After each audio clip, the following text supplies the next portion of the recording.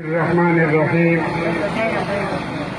عزتمندو مشرانو کشرانو همزولو، نن دا تاسو ثابته کړه چې د هر شي نه مخکې من د خپل دین، خپل اسلام، خپل مذهب دی. که څو چوکو دی یو څو ورځونه دغه دی کې هغه خلک راوتل دي چې څوک د پیغمبر دعوه کوي، څوک د زمن د صحابو په شان کې ګستاخي کوي.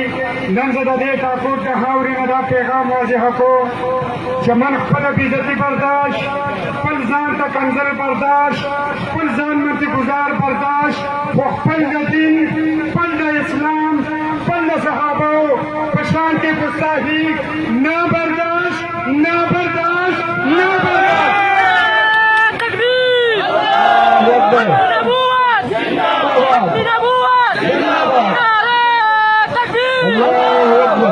زما عزتمندو مشرانو کشرانو، دا د یو کس مثلا ده، دا د یو پارټۍ مثلا ده، دا د یو قوم مثلا ده. الحمدلله څنګه چې موږ ټول مسلمانان الله پاک دې دنیا ته رالیږلي یو، دا زموږ د ټولې مسله ده. انشاءالله تعالی که ګولۍ راځي، که ګولۍ راځي، موږ به ورته دا لیک مخکې کوو.